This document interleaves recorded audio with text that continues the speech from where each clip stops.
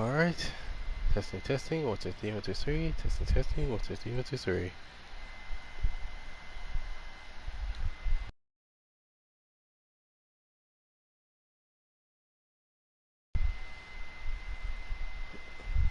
Alright.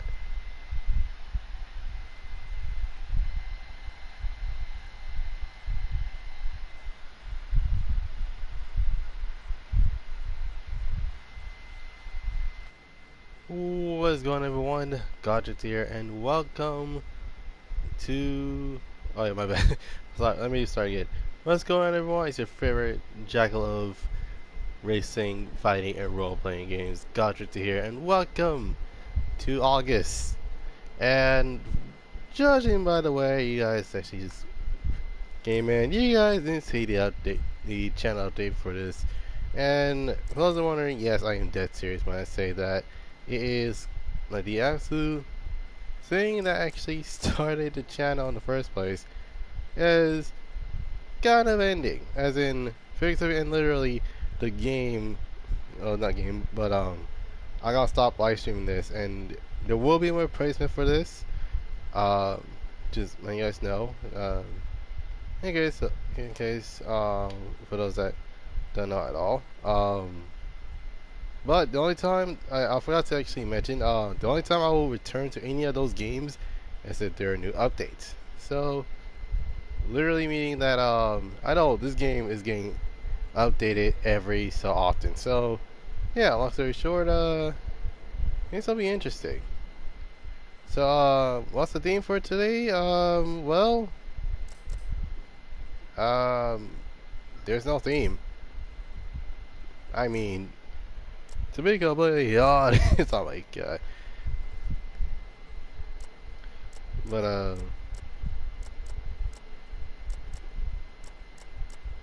so for those I'm wondering, Jesus Christ, dude. All right.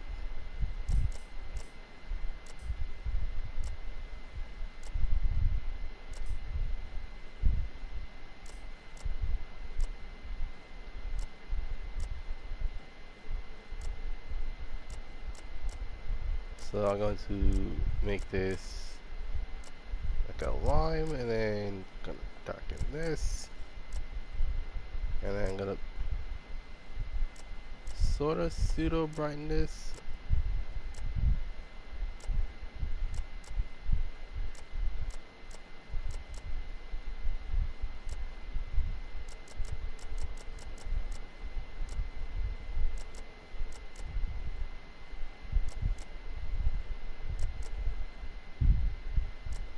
Maybe a gloss proof.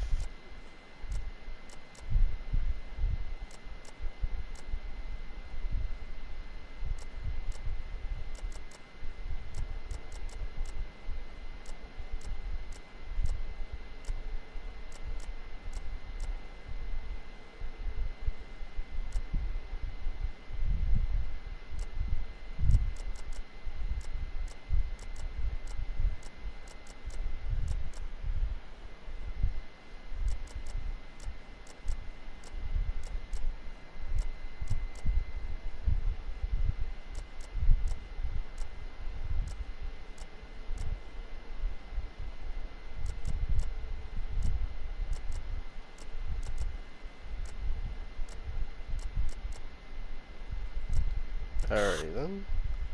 Looks like we're good to go.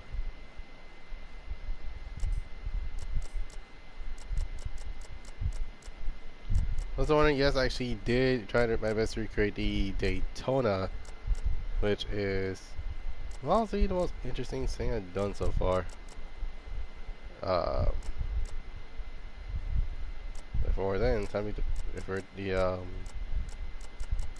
these back to stock. If I can actually find the stock wheels, that is. Oh my goodness. Wait. Is this it? Huh. So I found it. Alright. Tell me to.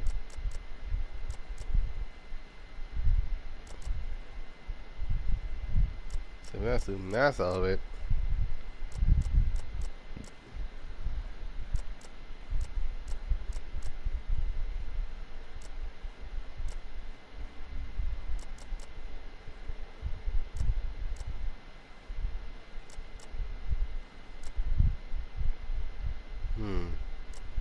Okay. Hold on.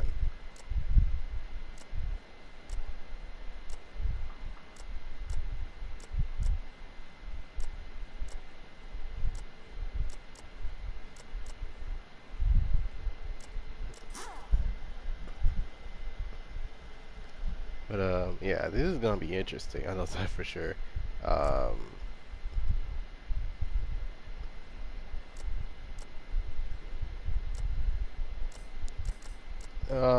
hmm. See the fact that usually August is most likely the moment when people are going back to school. They're basically got a lot of stuff they're going. That also includes yours truly. But yeah. So it's time to actually grab the Lady German Dart 32 and go into the room list, and I'm going to make the lobby.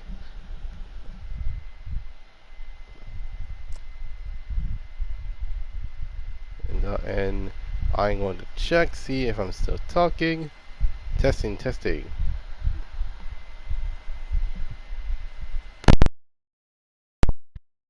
There you go. Testing, testing. 1, 2, 3, 1, 2, 3. Alright.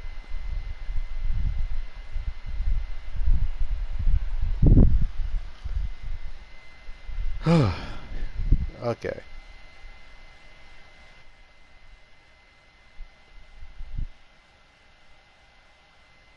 Alright, so the one I have not yet, so the ones I have not done in a while is East Toge. And it is the reason why, because, well, basically literally no one just there anymore. It's either Red Rock or it's not, no, it's usually either Red Rock or East Toge. Um, a lot of times it's West Coast Arena, and other times it is Altrin or N-Ring, which is basically the new layouts. Because, and then there's Springstone, where there's usually a car meet area type thing going on. So, in terms of what I'm going to do today today's is going to be East Toge. So, gyro attractions, any drifting is on, time attack is off, clipping points, collisions, voting is on, night mode is off, shading it is going to be, basically by default, cross-platform multiplayer is on and password is off. So, without further ado, and before we get into it, so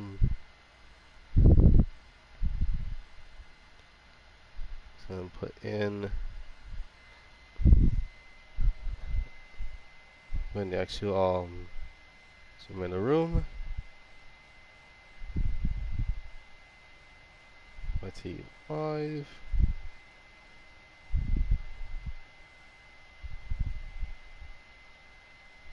Goddrifter C dots M dots and and pin comments. There we go. So this is literally in case anyone wants to join in. They can join in for some fun. But again, I digress.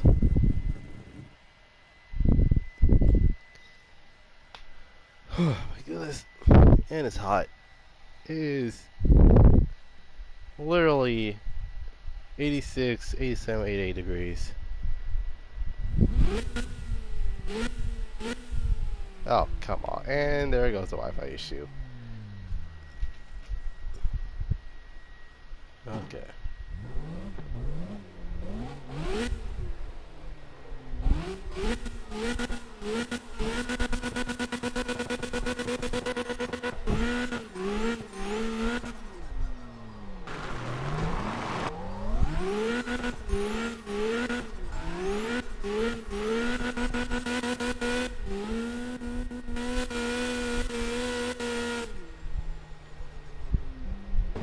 For those that are wondering what I've been doing the past couple of days, well, long story short, I've been grinding the absolute mess out of GTA Online, and yeah, normally things like that usually would go well if it wants to, of course. Oh god. Okay then. Oh god, why is my ping so high? Oh no. Map. Okay, so we're going to freaking Springstone, and you're going by default because what you need without a note. And I know I was supposed to stream this morning, but and again, it kind of fell. It kind of not. It didn't kind of fell off in my end, but still, nonetheless, it's still it's one of those cases where trace similarity is where is how things usually go.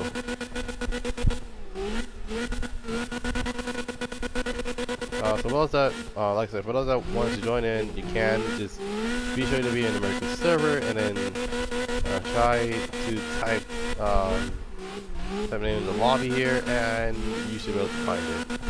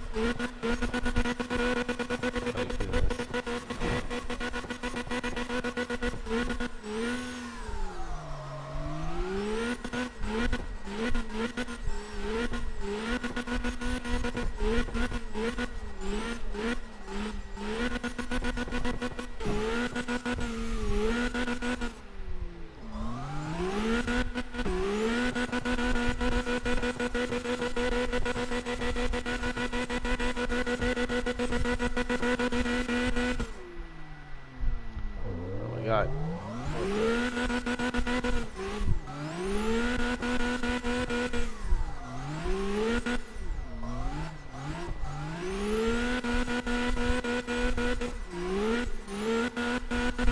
Right? Oh God.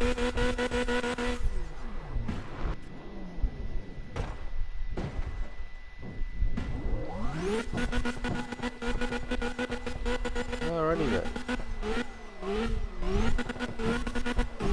So, in terms of, oh God, okay, I probably to like, I don't know if it's just me, but I think, do kind of notice how,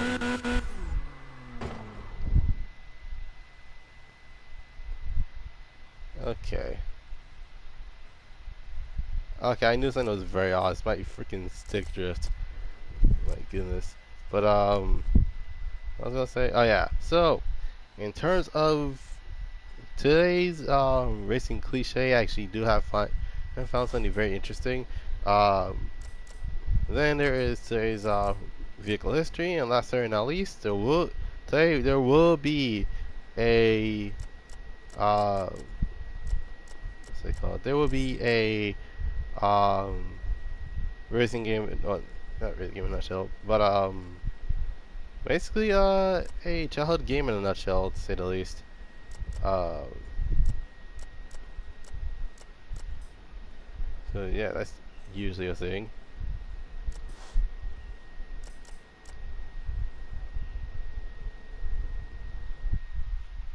Don't mind me, Rocket Bunny. Yeah, don't mind me, Rocket Bunny S13. My goodness.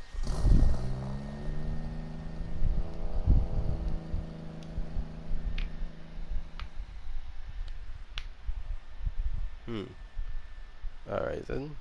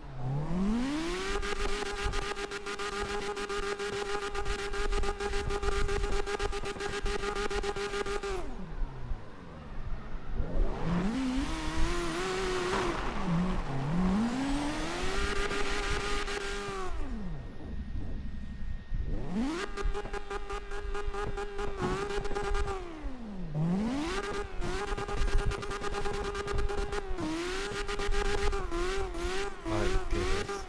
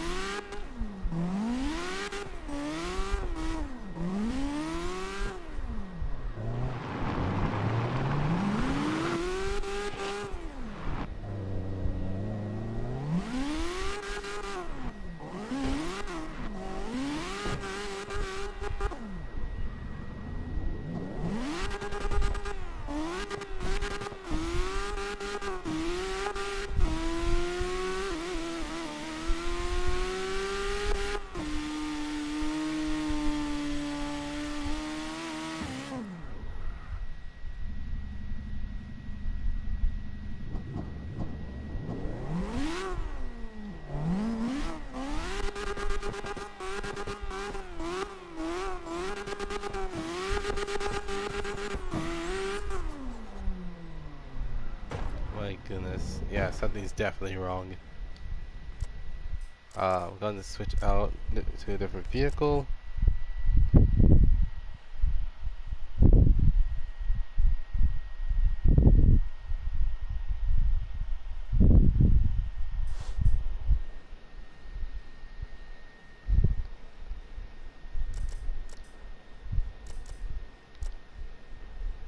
Hmm.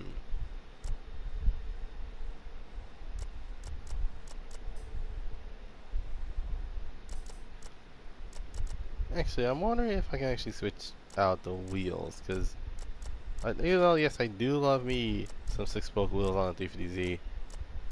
It's just that, if anything,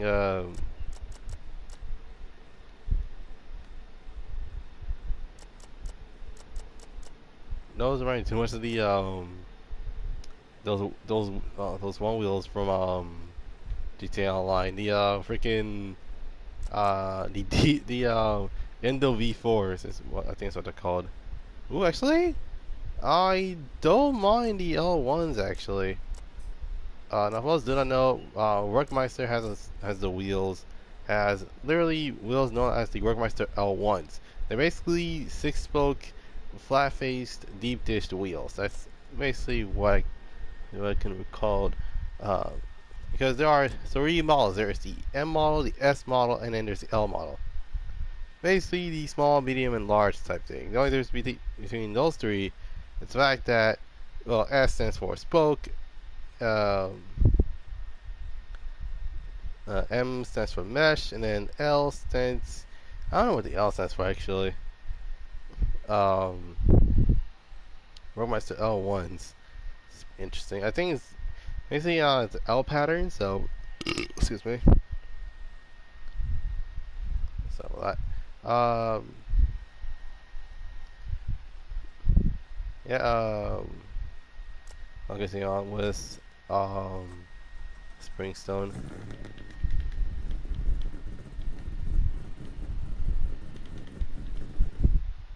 Now I didn't know there was I did see a video that's called how to get rid of stickers forever, which I actually wanted to do for a while, but I just don't have time. Um, which hopefully that doesn't involve taking apart the controller, because once you try to put it back together, it's not gonna work. Meaning that he's buy another controller. Which yeah, controllers are expensive as heck though. So I'm not gonna bother.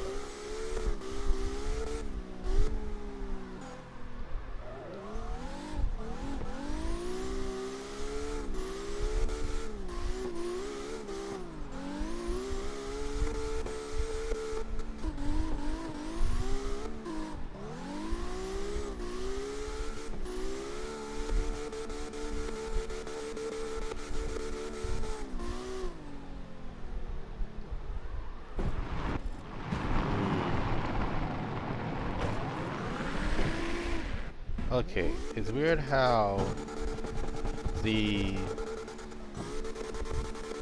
my controller. So it's turning right pretty much perfectly, and then turn left, and then for some reason it refused to go right. Like it's weird. It's a weird type traction. Disbelief, I believe. I don't know, because he was like, I'm on adhesion 100 tires, and yeah, it's kind of like that for the most part.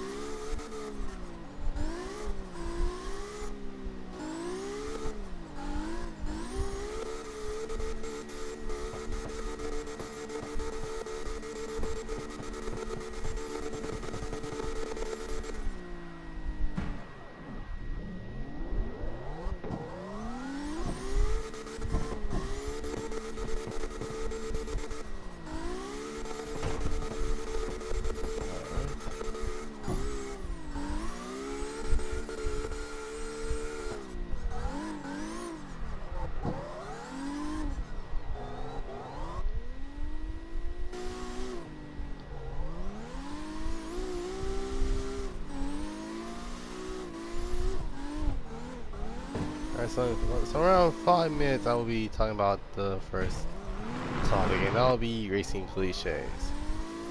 And yeah, I haven't done this in a while, so bear with me on this one, because I might know something that many people may not know, but yeah, this one we had to go all the way, I mean all the way back to around the 1990s. By 1990s, I mean we're talking early all the way to late 1990s, and some of these games actually rarely use this type of race, and many people just seem to forget about it because normally they're not arcades, they're usually at home, just going through lap, or just going through a whole sprint, or trying to set up the the highest top speed they can actually muster up in the middle of the race. Or they getting chased by cops on a daily basis. Or drag racing, you never know. Or they can be going through a toboggan around the actual mountains.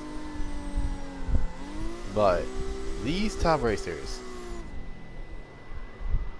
these are the top racers that usually ignore the opponents and their enemy is figuratively and literally the clock that is basically to your next checkpoint. And okay, basically I kind of get that way. Uh,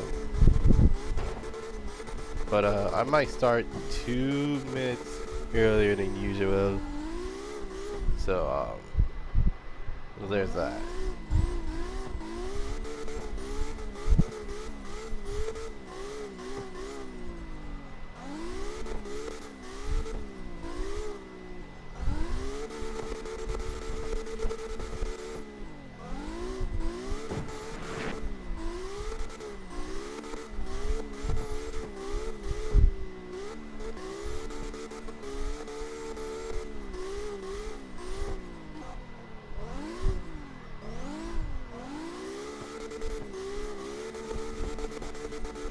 But so yeah, that's basically your biggest hit. Uh, it's basically, this is the type of thing that was around since the 1990s.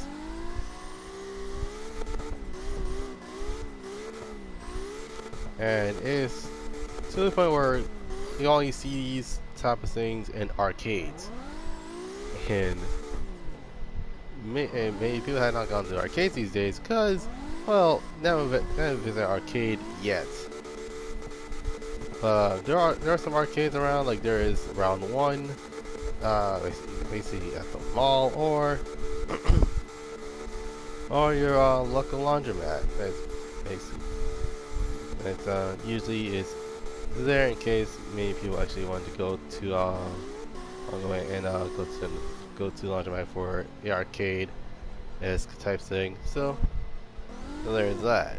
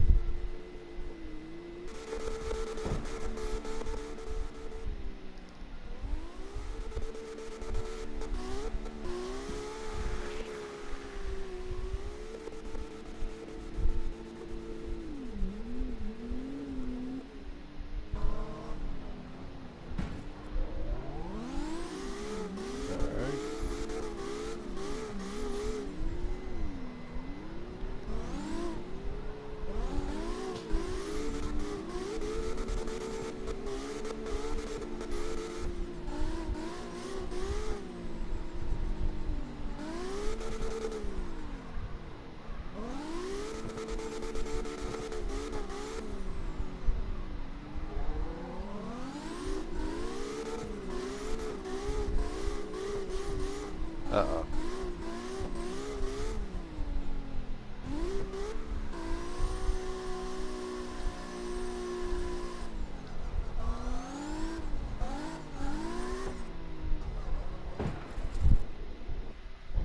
Not where I want to go.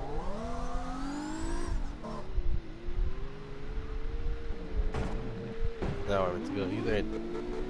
Freaking going backwards. My goodness. Okay.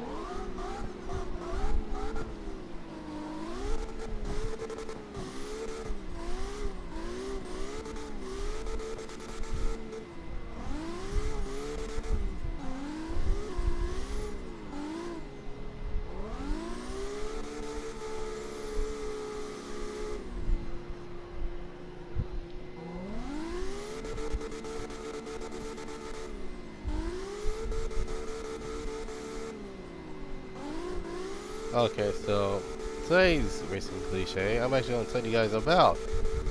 Yeah, well, it's kind of not surprising, but usually it is the timer to checkpoint type races. Now, these timers are basically veins of every arcade racer's existence, ranging from going from one checkpoint to another in a matter of time, and trying to catch up to the person in first usually involves a lot of skill. But normally people are more worried about the clock than about the person that they're racing. For example, Cruising USA was a game that came out around the 1990s. This actually, well, it didn't just populate the actual time to a checkpoint type phrase. There's also the oh yeah, you can change views to different cars type phase. Well yeah, for the most part, Cruising USA was a game that came out in the arcade, but it also released for console, specifically for PlayStation and the Nintendo 64, as well as the Sega Dreamcast.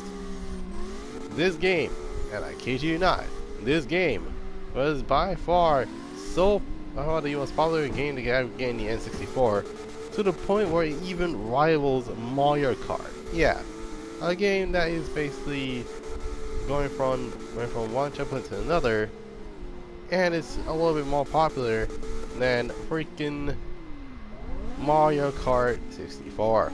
And yeah, this type of thing didn't die out. In fact, actually revolutionized it. For example, Initial D, One at Midnight, even the arcade version needs to be Carbon, actually has this phrase. Not phrase per se, but they have this build up. They have this arcade thing where, and literally, they actually have to go into different, not different spots per se, but they had to go for different shoot. I am literally drawing a blank here. Oh, there we go. We have to. Usually these happen in different places, ranging from Tokyo to London to Egypt to even the likes of Russia. Not Russia. To even the likes of Moscow, New York, etc. It is interesting to say the least. And even racing games that are based off of boats have this. For example, a game known as H2 Overdrive was a game that came around the early 2010s, aka me when I was 10/11 years old. So yeah, things like that usually has something going on, but at the same time it kind of works, hopefully.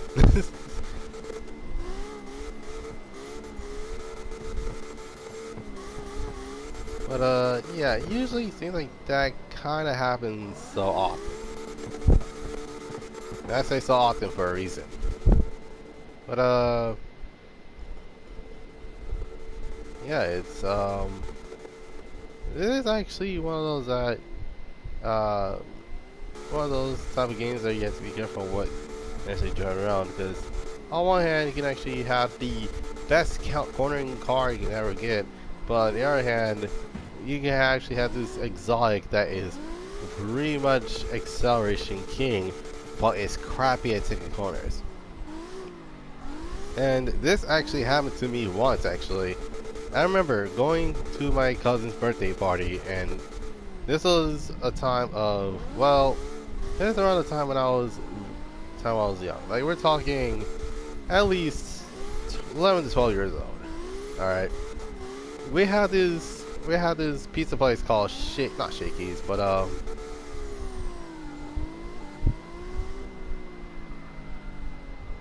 join. You guys can actually join in. All you do is just be in the American server. That's basically about it.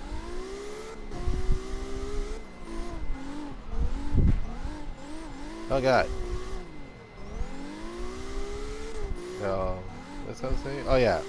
So in terms of the vehicles that so for the most part, I drive. So for those wondering, this was the time when Need for Speed was becoming an arcade game, basically, and this was a long time ago. So I can remember it vaguely. Lobby name is actually let's see. Lobby name is actually in the chat, and in fact, it's actually the pinned comment. All I do is just be in an American server.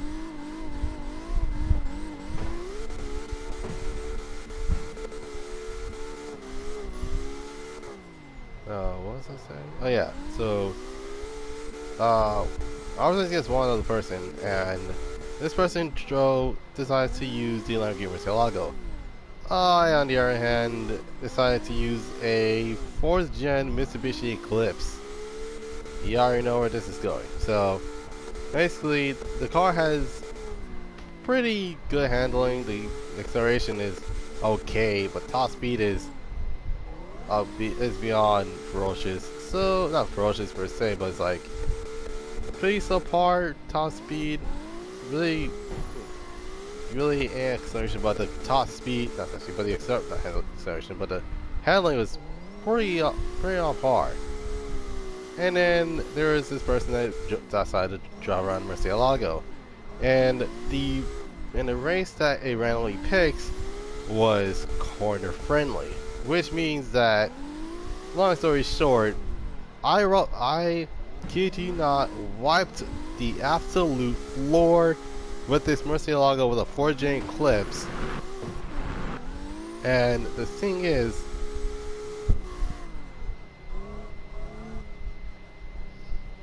oh, for the love of God. And yeah, I can tell that's a bot. Give me a moment. Give me a moment. Um.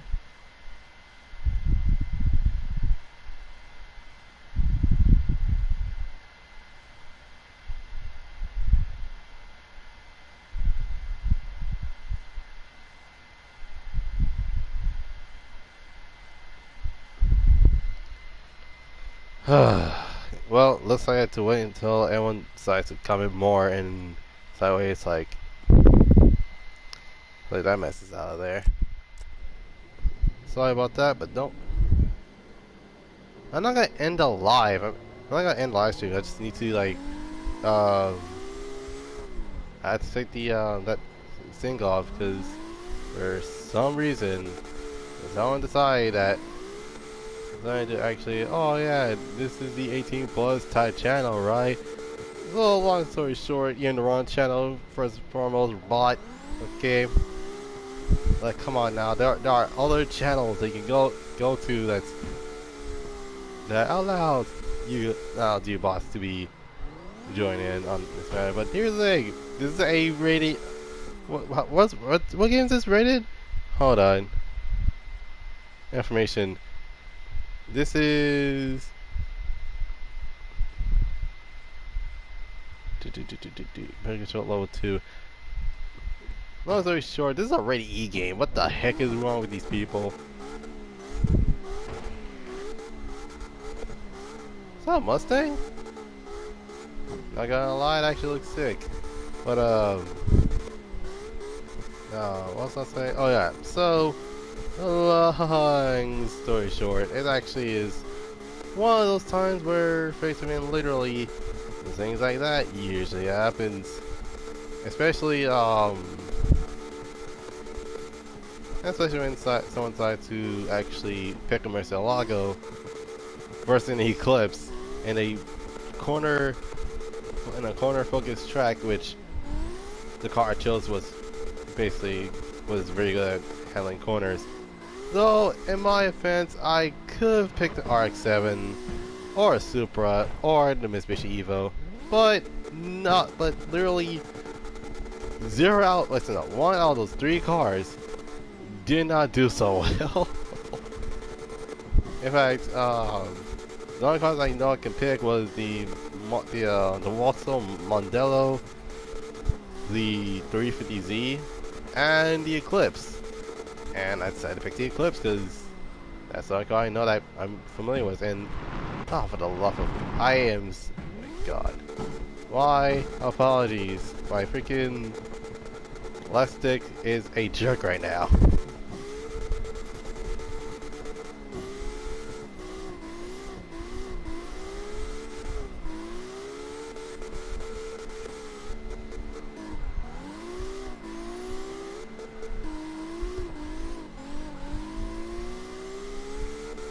And there's one thing I like to say to you bots is, be gone, bots! Well then. So, yeah, so, long story short, in terms of video game wise, they stopped doing that. In fact,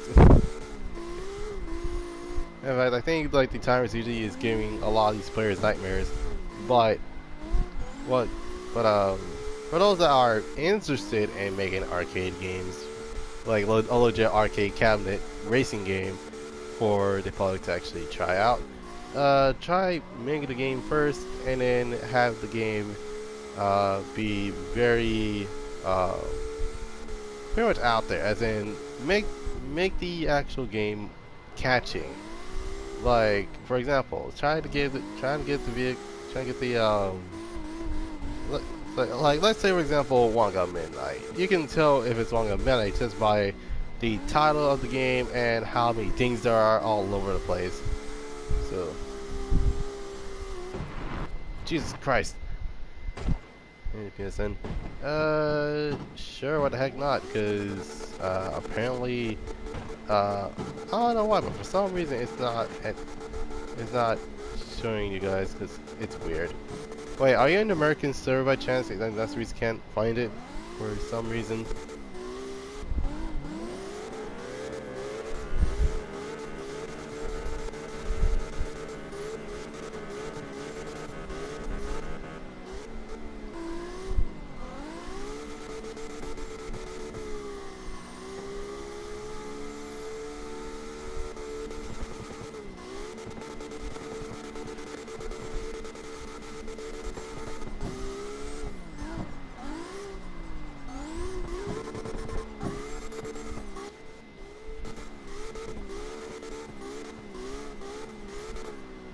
Oh Jesus! Ugh. Okay. Now what was I saying? Oh yeah.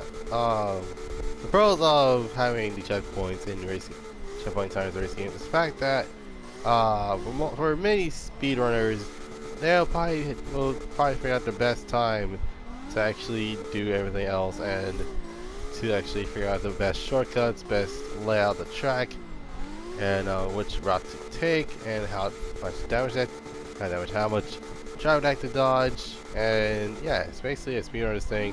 The other thing is the fact that the game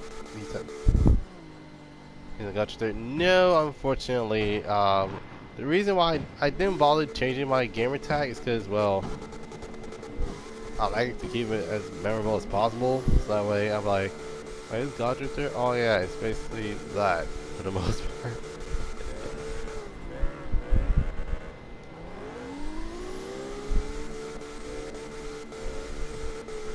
Dear freaking God. Whoever's in that Mustang is full on killing it. My God.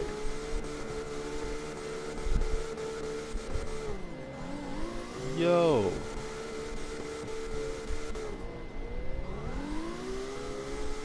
Dude, Big Bird in the Mustang is literally shredding the absolute mess out of this track right now. My God.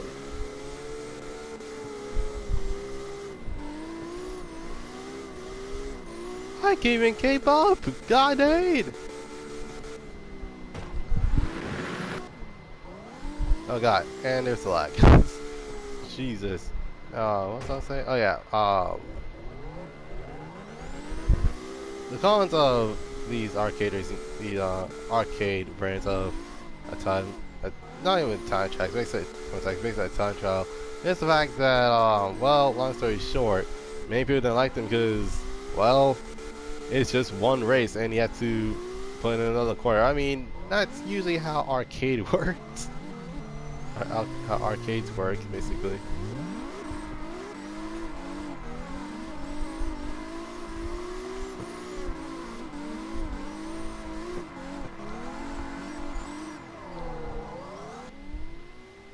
Oh my God, okay.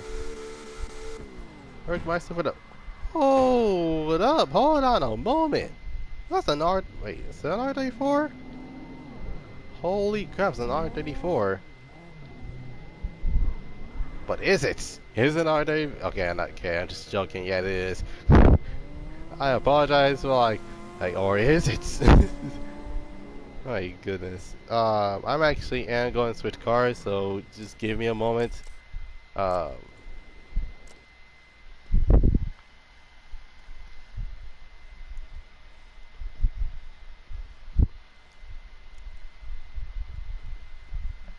You know, the strange part about that is the fact that all Toyota sedans that are in this game, except for plenty of them, are equal to 2 JZs, Well, yeah, yeah, the SC and the Supra came with a 2JZ right off the bat, but yeah. Speaking of the SC, I actually found plenty of SCs online for actually not. It's not that expensive. It's not that cheap either. It actually is reasonably priced. Um, and by that I mean we're talking 8 grand, basically 8 to at least 8 to 10 grand for an SC300. 5 to 7 grand for SC400. And here's the weird part: the V8 powered one is cheaper, which is the weird part. Normally, when it comes to the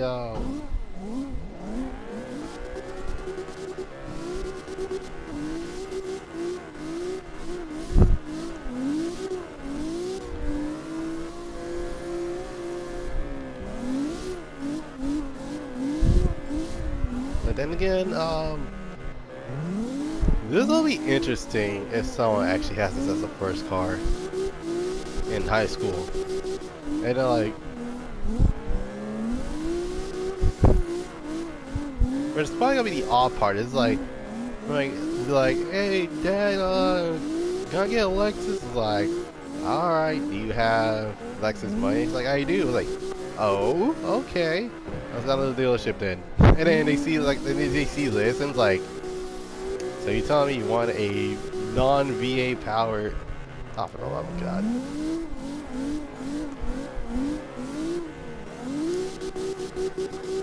Jesus Christ!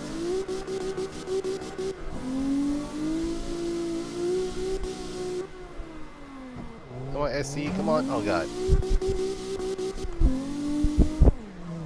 So I'll be like, but it's reliable, Dad. It's it's an inline 6. It's not gonna break down. It's like, all right, I'll take your word for it.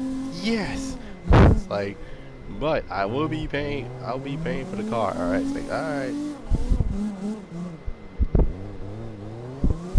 Like, no way, an SC300 as my first car. Just full on, and full on literally has the power of the Toyota Supra. It's just like, my God.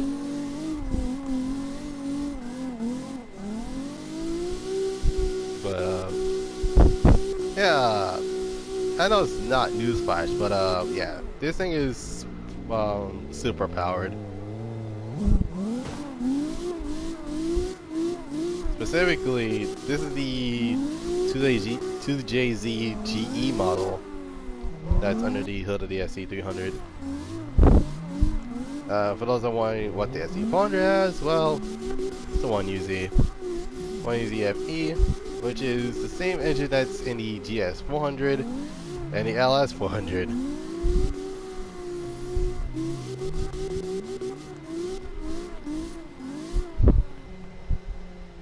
Okay, hold on. Let me hold on a moment. I'm going to park somewhere, and my car is well. Like, give me a moment.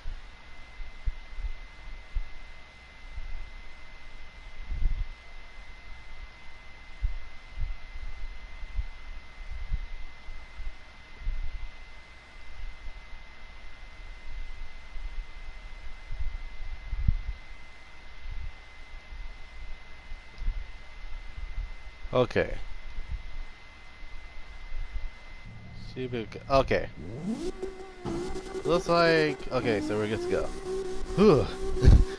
Last thing I need is like, okay, I need to hide this player because I do not feel like getting copyrighted. Alright. So, in terms of today's vehicle history, there are gonna be 3 hints for you guys. So, oh God, open your ears as I go and pull out these hints. Okay. Now, this car came around around the 2000s, and yeah, see it. Car came around the 2000s. Your second hint is that it came in it came with a 4-door coupe, let's say a 4-door hatch, a 2-door hatch, and a 4-door sedan. And your third and final hit, its final model has a drift button. So, vai pensando que aqui havia moment. Nice. I just realized that many of the Goddrifter stuff didn't work out. Okay. Motor Storm 896.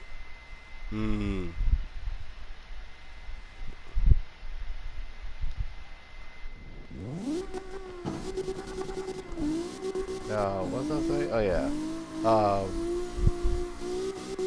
And it's finally hit. In one of these years, it only one of the extra colors was red. So those are basically your 3/4 hits. The vehicle came in around the 2000s. It came in a 4-door sedan, a 2-door hatch, and a 4-door hatch. The car had the drift button, and one of its models, one of its year model actually came in red for a limited time. So, yeah, that's basically your 4 hints.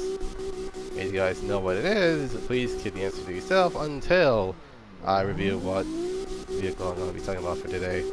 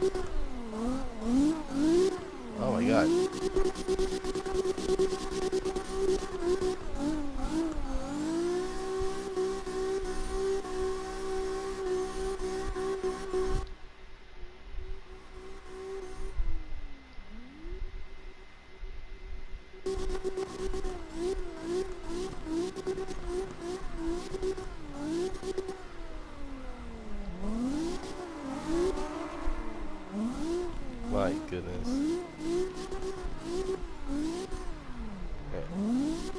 I'm mad at this. My god, dude.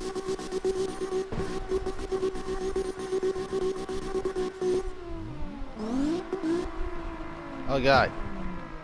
Sorry.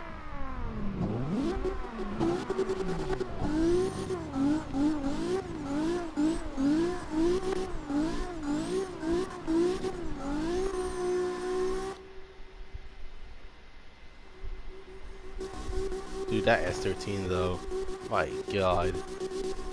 I think out of all the cars I've seen in high school, that a lot of students that drove around in, it is one of 3 things. It's either a US version of Japanese cars, an econo box, or a truck. Literally, there's those 3.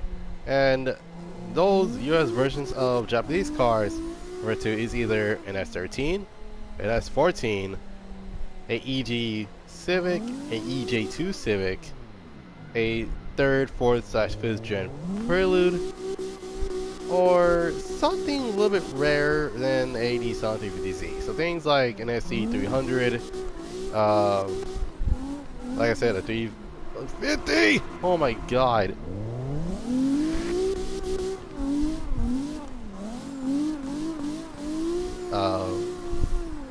What else is there? A Del Sol Civic, the EM1 SI, the DC2 Integra, the DBA Integra, and many more. In terms of the econo boxes, well, Toyota Camrys, Honda Accords, Mitsubishi Lancers, the whole 9 yards. And last but not least, the trucks. We're talking about the 2-door short bed type trucks like Dodge Ram 1500s, Chevrolet Silverados, Ford F-150s, excuse me. And then there is these, and then there are other things that actually have rarer cars. So things such as Chevrolet Corvettes, a Porsche 911, a Ford Mustang. You get the idea. It's basically what normally you will see. You will see a person driving in high school. Well, unless they're a YouTuber and they bring in exotic cars, things such as a things such as a Lamborghini or Porsche, a Ferrari. Oh, I normally don't do chats during the during my live streams because I usually use this for commentary, and yeah, things like this usually is I get it. It's not you, it's not me. It's the fact that it's my rule where I usually don't join in unless I stop streaming, and then I'll respond to the questions you may have.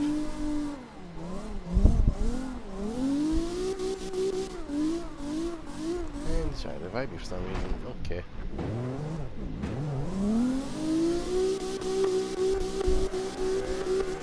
My freaking god. Is there 13? Oh no, it's not. It's a Mustang. Okay.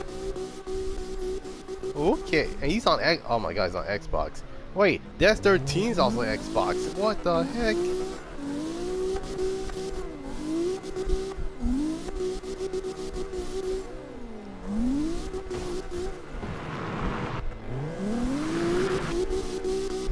Yeah, actually, it's kind of like my GTR. I think there's being the GTR in that. It's right that the GTR, the green I use is more of a neon electric green, and that one's full on like bright green, but should be okay. Alright, so in about a minute I'm going to review today's vehicle history, and the car that I had those hints for will be revealed. And this is the fun time to figure out the vehicle is just by these hints alone. So the vehicle came around the 2000s. It came in a 2-door hatch, a 4-door sedan, and a 4-door hatchback. The last generation has to adjust button, and last but certainly not least, one in their limited production models, it came in red. So there's that.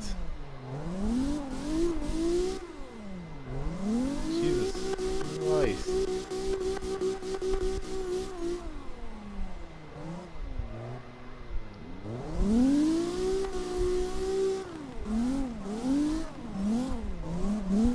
And today's vehicle history, and for those that guessed Ford Focus, you guys probably be correct.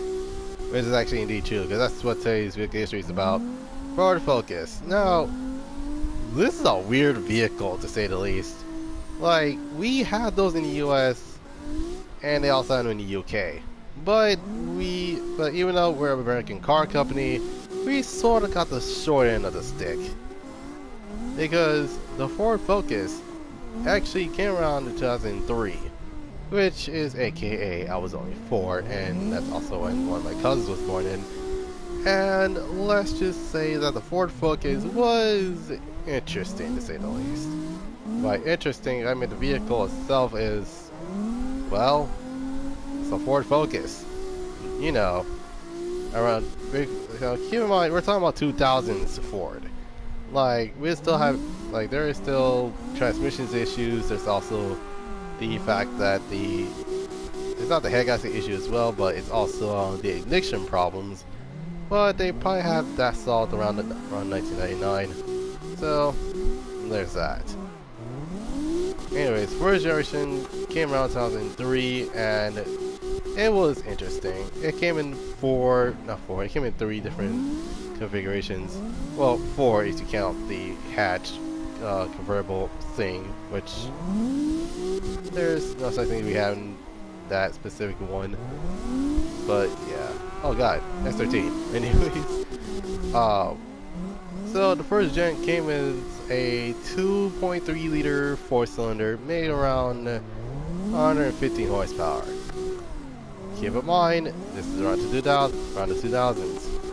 Cars like that usually don't came with that much power, unless you're talking about a car that actually makes around 90 horsepower, which in that case, how about you? Anyways, so here's the thing: the Ford Focus was so slow that there were many variants of the first generation, and that includes the one and only, the legendary tuner themselves, Celine.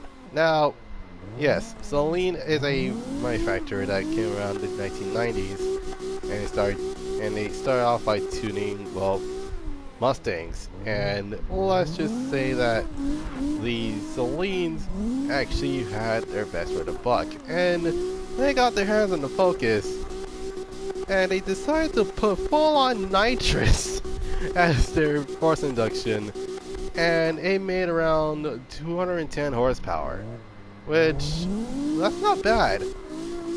And not to mention the car was lightweight and was basically in-the-house tuned, just like Top Secret as well as HKS and Gretty, but that's besides the point. Anyways, so yeah. Anyways, so the terms they came with is quite obviously the original. There is the SXT, and then there is the SVT, which at that time wasn't Ford Racing. It was literally just SVT. And let's just say the SVTs normally will be like, oh yeah, so Ford just give us this hatchback and it's ridiculously slow. What are you gonna do with it? Let's add 70 horsepower more, and that's what they did. Basically, the SVT literally had around, it's the SVT model, had around 180 horsepower, and it was basically naturally aspirated, which, in my opinion, is not bad. That's almost as much as the second gen side of TC. Anyway, so the second gen, we didn't get the second generation. Yeah, that's the weird part. We never gotten a second generation of this vehicle. But guess who has? Europe. So yeah, around the time of 2007, we didn't get jack dilly squat in terms of what kind of Focus we're about to get. So I was wondering, Europe actually has basically developed many variants of the Ford Focus. For example, there's the Ford Focus ST, which is the first one they ever had in Europe, and it has something known as the RS and the fire-breathing RS 500.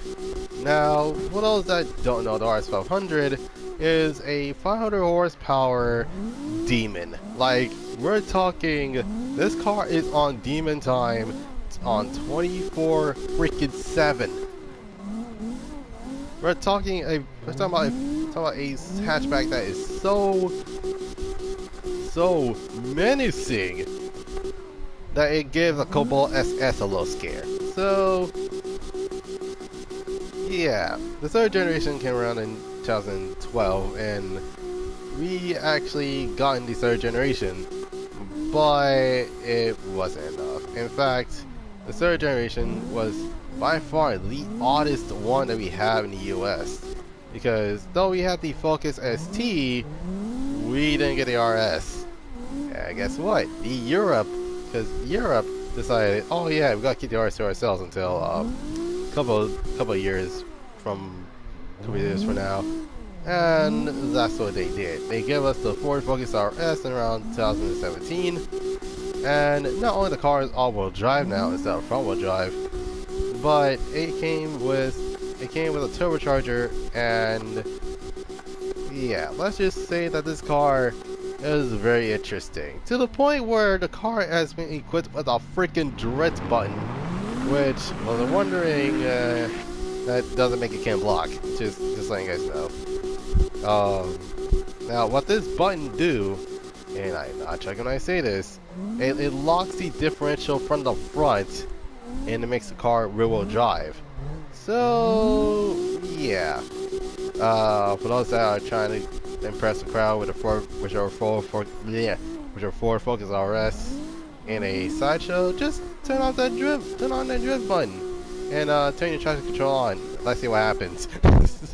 Nah, I'm messing with you guys, but yeah, it's very interesting to say the least. But yeah, we didn't get that much since since the fourth generation was basically their last generation they have for said variant of for said variant of the Ford Focus. And yeah, in terms of motorsport wise, this car was very successful in rally. Basically almost getting first, but it has gotten third because, well, in one of the circuits, one of the Focuses actually crashed around that time, which, dear God, freaking why? Keep in mind it was Group A, so yeah.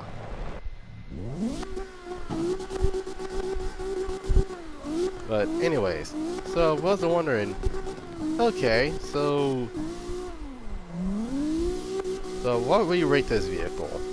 Like, judged by generations alone. So basically, our second generation will have been, aka the third generation for Europe, will be basically my second favorite. First favorite being the fourth/third generation of the Ford Focus. And it's because of, well, two things. One is because that one actually has a drift button, so I don't mind it as much. And the second thing is that we weren't locked behind the freaking what's that called?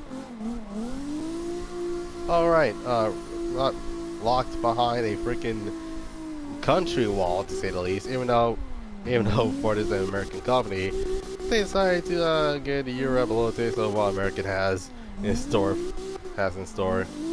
and they decided to get the RS for themselves, as well as the RS 500, which I was still shocked they never gotten in the US, which is quite unfortunate.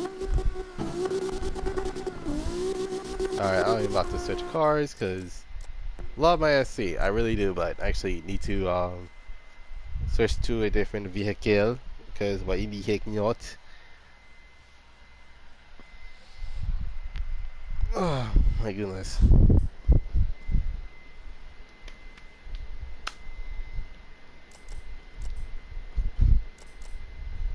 Now, in terms of the aftermarket support, that's a lot. Like, we're talking, like, this was like literally the BRZ of the 2000s, except for the late 2000s, 2010s, and recently the 2020s. So there's that. Anyway, oh god, everyone's actually starting to leave it. Okay, I have to switch cars. Okay, I gotta do what I gotta do. And my phone is dying. Shoot. Okay.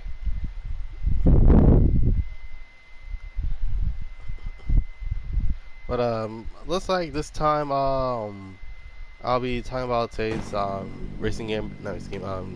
child game in a nutshell, in a couple of minutes, basically 5 minutes, because why the heck not?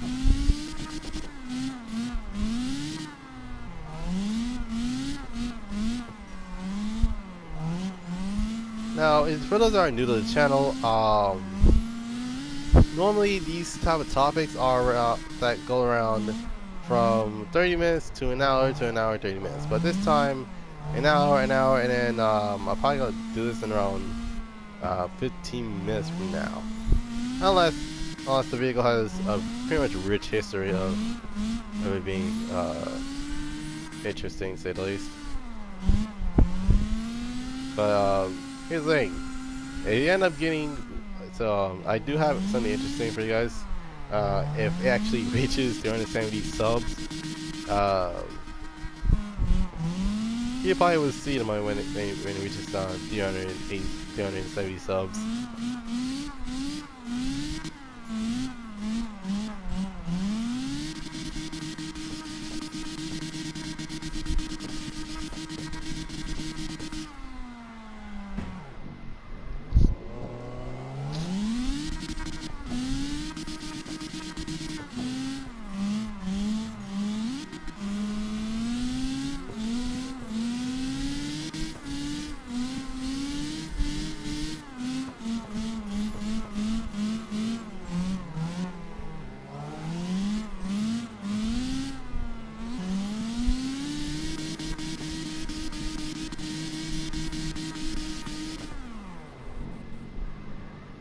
Crap. Oh, okay, wait. That's the Porter model? Man.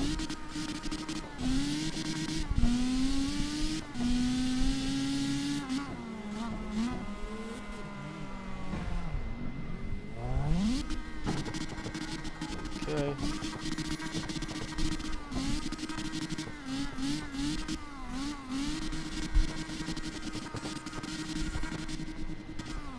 What the heck? Hold on a second. Oh no. Okay, give me a moment.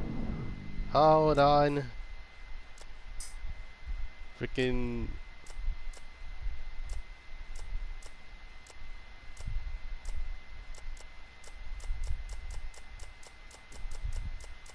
Jesus freaking Christ, I'm not that tall. My goodness.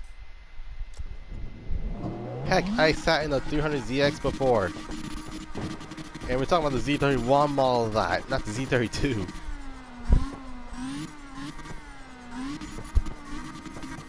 My goodness.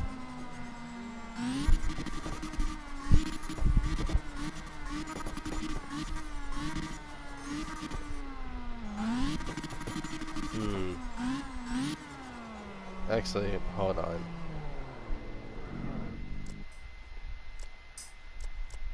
Okay.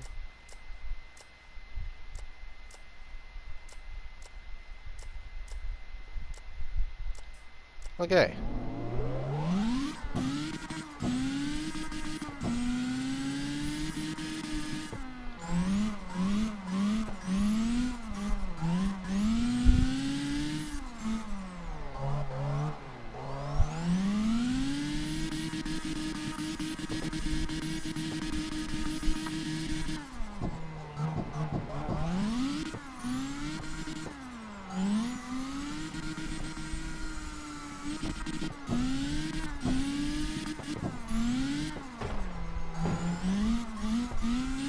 Alright, might as well just get the gist out, just a bit out of the way. So, those that grew up around the 2000s, you probably heard a little thing called the PS3. It was this very futuristic looking PS2 thing that had pretty much better graphics in every shape and form, and not to mention, it was beyond gaudy. Like in all seriousness, the PS3 was literally the size of two PS2s. If it were, let's see, no, two PS2s and the two PS2s and two PSPs mixed together, and then they got that. Except it had more gigabytes than any average Giga Chad. So yeah, for the most part, it's kind of like that. Anyways, yours truly grew up around PlayStation. Well, Nintendo and PlayStation at the same time. We rarely get something that's based off of Xbox. Anyway, so in terms, and I mean in terms of actually going through many other games I've played, I have played on, let's see, what I played on the PS3 was the first thing that came to mind. Need for Speed Shift. Now, here's the thing. Around 2009/2010, EA was getting a little bit frisky when it comes to their games. For example, Need for Speed Pro 3 happened, and it was very underrated for the wrong reasons. In fact, it was probably their best game ever since 2007. Juice 2 actually was a thing, and not to mention, MotorStorm actually just came out, and it was probably the best thing anybody had. Now, in terms of what else is there? In terms of the actual, not the actual game, but in terms of having, oh god, sorry.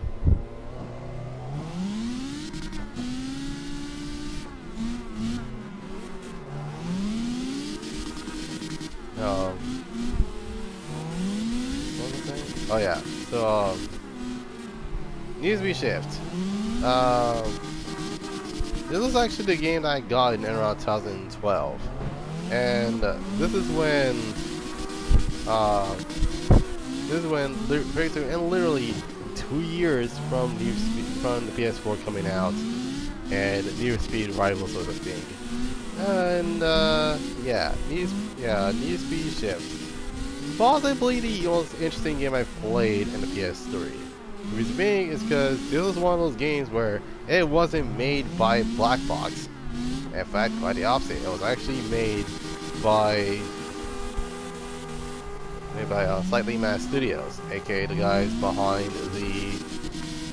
the critically acclaimed Project Cars series and Fast and Furious Crossroads. Like,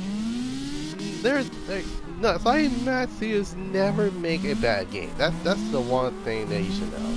Project Cars 1, masterpiece. Project Cars 2, haven't played it, but it was a masterpiece. Project Cars 3, all I gotta say, it was pretty amazing to say the least. Fast and Furious, I apologize, Slightly Mad Studios, but you should have left that with Namco. Because they're basically the only company I know that made a really good Fast and Furious game without any problems. Anyway, so in terms of... Oh god! SE300 away! Excuse me. What was I saying? Oh yeah, so in terms of... I'm not joking when I say this. In terms of the actual... Not the actual gaming wise, but in terms of everything else that's happened with Need for Speed Shift, Shift along with Shift 2 are probably the games that I can actually remember quite often, because of all things, Need for Speed Shift is probably the Shift series were probably the most realistic Need for Speed games I ever played. Yeah, more realistic than Need for Speed 2015, Need for Speed Payback, and especially Need for Speed Heat in terms of drifting physics. Now, I know you're thinking, but Need for Speed Shift is a hard game. Well, there is such a thing called strategizing how you spend your money. Like, I'm not joking when I say this, and this is actually true for most people. They wondering why they keep on losing money, and they decide to rely on glitches. And yeah, long story short, well, let's just say that it's one of those games where it actually takes effort to actually earn a lot of bank for your buck, and not to mention, you gain money by leveling up. That's the best part. But I digress. Now, in terms of 2009, EA actually has two teams working on two different Need for Speed games. One of which is the aforementioned Need for Speed Shift, and the other one being Need for Speed Nitro. And here's the thing: I played Shift first, but it was a demo. But in terms of full game, unfortunately, It was Need to Be Shift that I got on the Wii. Yeah, that needs to be Nitro. In fact, I actually beaten the game twice. First time took me a couple of days, and then the other time that I've beaten it, I took my time. Oh jeez, Jesus Christ!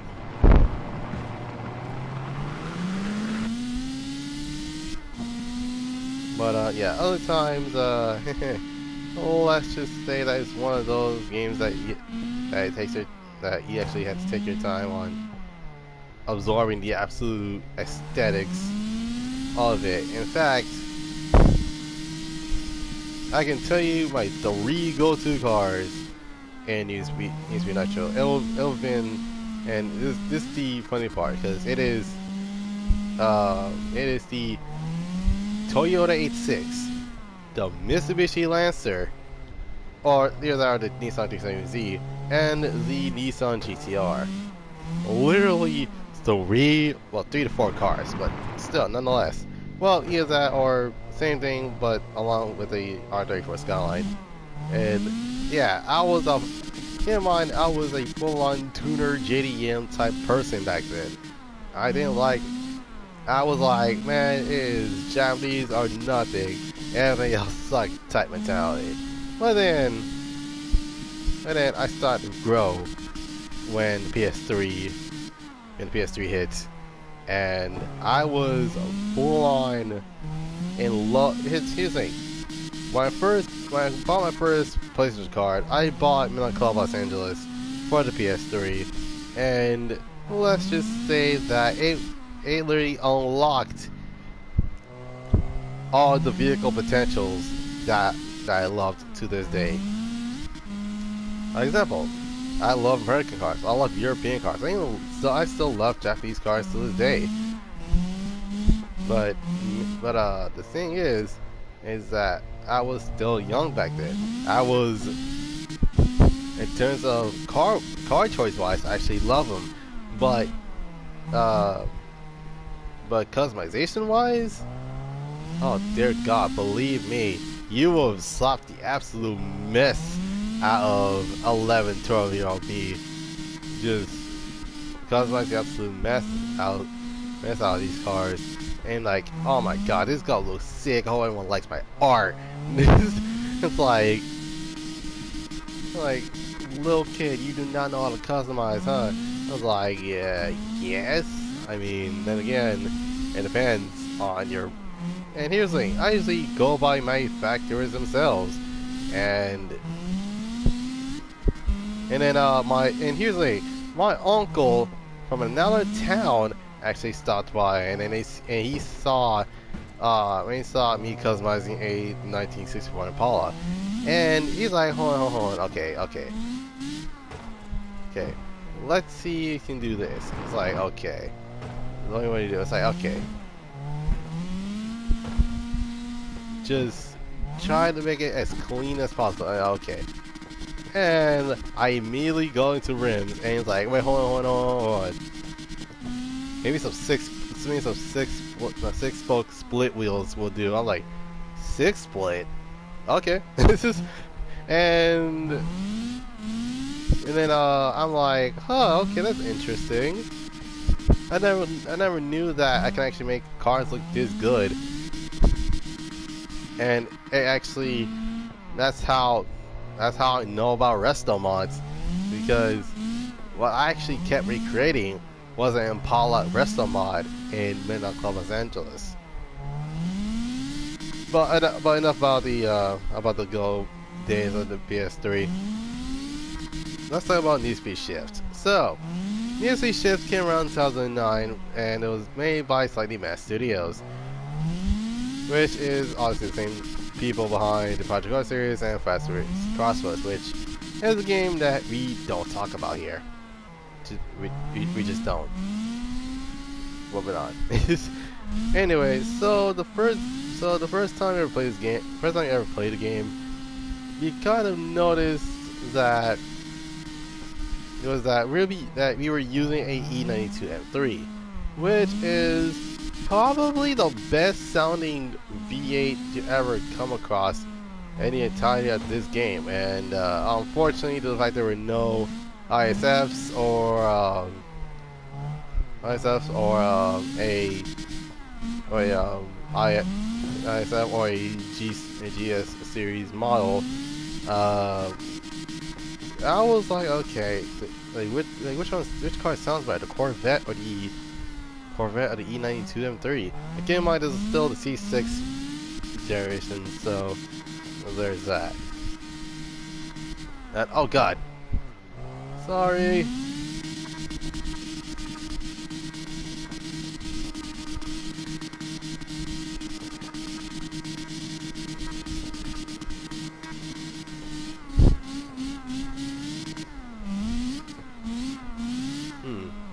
Where is everyone? Oh, okay, so does he have K? This gamer tag. It's like, why do you care? And it nukes 24 days. Oh my goodness. But dude, that freaking S13 though, that looks sick.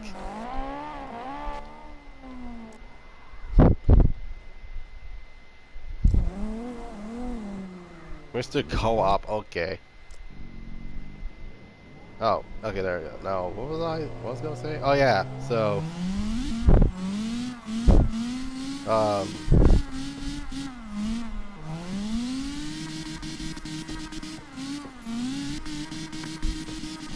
shoot, I was thinking of something. Ah, I remember now.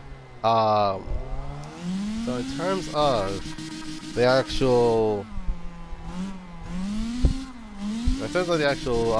cards you actually pick or basically what you can choose from, there are a lot of beginner cards that you don't even recognize. Like you recognize some, like the Ford Escort or a Ford Focus or a Cobalt SS or a Civic Si.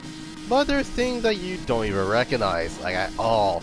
For example, the 1969 Nissan Skyline 2000 GTR, which the thing is, that's the same car that won one of the Grand Prix, and not to mention it is literally the godfather of the Nissan Skyline. So when people think, here's the thing: when people think of Skyline, they think R34, R33, R32, right? Well, the moment that you bring up the Godfather, be like, oh, it's R32, right? Nah, fam, that's not right. The Godfather, the Nissan Skyline. In fact, the Nissan Skyline GTR is the 2000s GTR C10. Basically, being one of the most, if not the most, interesting cars to actually choose from. Though it may make a lot less power than your average vehicle, it is beyond lightweight and is ridiculously quick for what it is. Now, in terms of in terms of the actual game itself, carless wise, I gotta say that is one of those cases where you have to play both games. Like, you have to play Shift and then Shift 2 and see the complete difference. And customization, there is customization, but it's very weird. Tracks wise, it is by far the most diverse, and heck, some of the tracks even came from Need for Speed Pro Street and it landed in Need for Speed Shift. Like, for example, Topless, Ebisu, and heck, even the Tokyo Dockyards. But on the other hand, there are many tracks that you might not recognize. Like, for example, Russell's Creek, and even London, for that matter. And last but certainly not least, the Progression. Progression is actually one of my favorites. Well, third favorite, because there's needs to be Pearl Street, and then there's needs to be Underground 2. And I was wondering, guys, wait, what about Heat? Well, Heat's not bad. It could have been better, but it's not bad. Progression-wise, I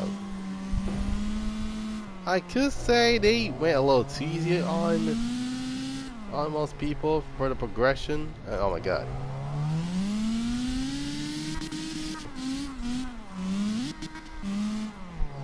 Like, I kid you not, literally, like, 5 minutes, nothing, it's like 5, like, literally almost an entire week of playing these Heat. I ended up, like, you know what, like, since no one actually has unlocked the FXXK, I might as well just do that then. Versus saying, oh yeah, here it is, finally got the FXXK Evo, and, yeah, that's basically the best car here. It's like, okay, I unlocked it and bought it and drove it. Still gets outrun by a Porsche 911.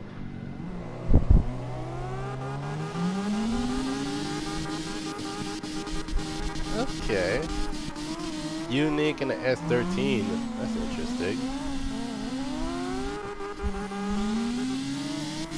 Oh god, I just realized I'm still in 5th gear. Oh my god.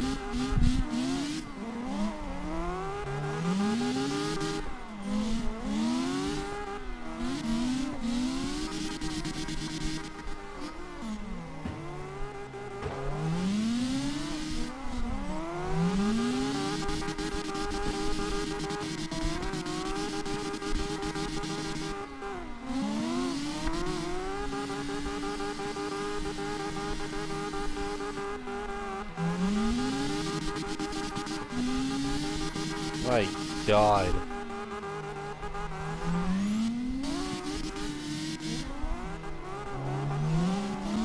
Dude, that S13 is full on shredding right now. My god.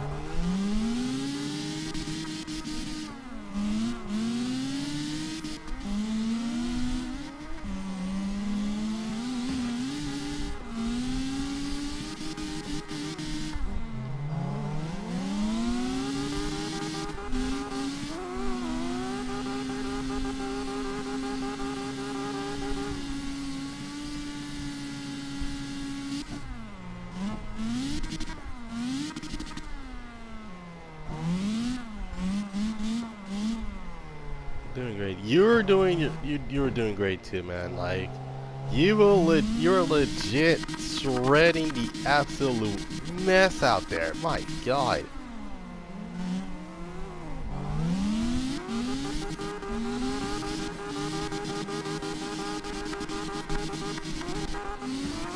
I mean, literally talking about total opposites. It's like, yeah, black with white decals, white with black, red, and gold decals. My god.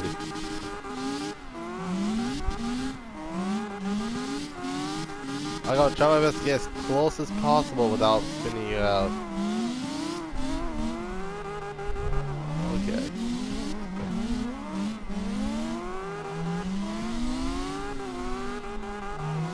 Oh my god, this is very, very sketchy here. Oh my god.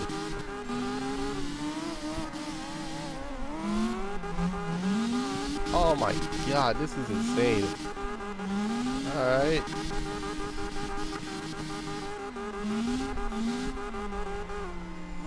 Oh my god, okay. Oh god, okay.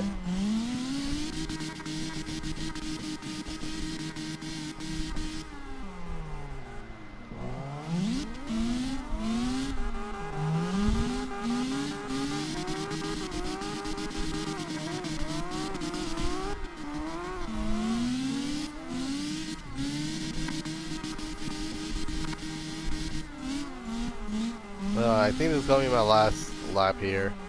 Oh yeah, what was I saying? Oh yeah, so in terms of creating these three shifts, out of 10, I gotta say, I gotta give these three shifts, I gotta give it a 7 out of 10. Like I know, like, many people that were a fan of these three shifts will be like, you gave these three shifts a 7 out of 10.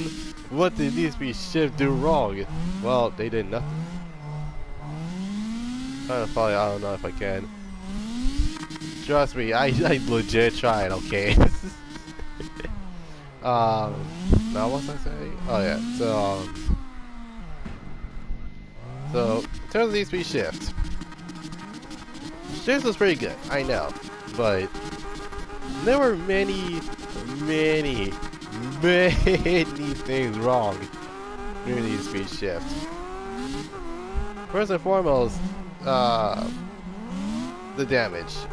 Like, I know maybe you guys can actually, I know you guys can tell me about the damage physics in Need for Speed Shift, but all I can say is that they didn't affect the car at all. In fact, it was quite the opposite. And guess what? Need for Speed Shift 2 did better. They fit the damage physics in the game. Like you lose parts, you lose wheels too, which normally that's usually a sort of a grid type thing. Not Need for Speed, Shift 2 Unleashed. Exclusive cars. When you level up every time. Well, every 10 levels you level up. And yeah, you probably know what I'm getting at. Now the third thing is how the cars that were in DLC and Need for Speed Shift was a regular car in Need for Speed Shift 2. In fact, well, as you don't know, I legit bought the Ultimate Edition for Need for Speed Shift 2 because that game was going out of the PlayStation Store a lot sooner than usual.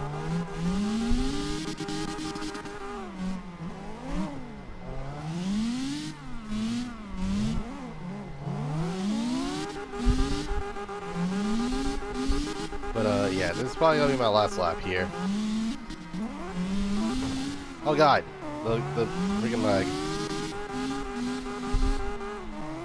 Oh god, oh, sorry.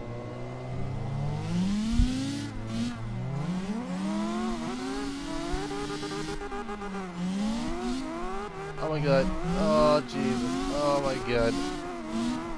Oh god.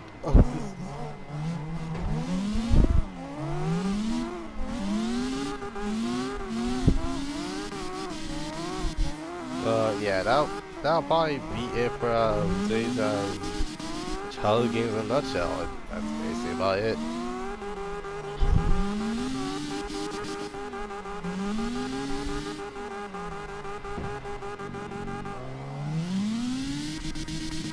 I couldn't do 360 in 112. Yeah, that's my last lap. Alright, I am about to end it. I'm about to end it from here. Thank you guys for joining in on my server. So without any further ado, hope you guys enjoy this live stream. Leave a like, subscribe, comment down below what's next. Make sure you Manji drift out some mess out of that notification bell to be notified of all new stuff that's coming into the channel. Anyways, for those that have not watched my August channel update, please do so. It'll give you context on what's going to be happening for the next couple of months. Anyway, you can follow me on Instagram at Goddrifter247sun Productions. You can follow me on Twitter at G27S. And last but certainly not least, you can check out and join my Discord at Goddrifter247sun Production Museum. Anyway, without any further ado, hope you guys enjoy. Hope you guys have a dope Monday.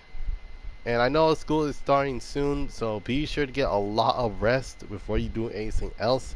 And for those that are college students like yours truly, just do what you can to be prepared of what's gonna happen, because you never know what's gonna happen. Anyway, that'll be it for now. Hope you guys have a dope Monday. This is Goddrifter signing off. I'll see you guys in the next one. Peace.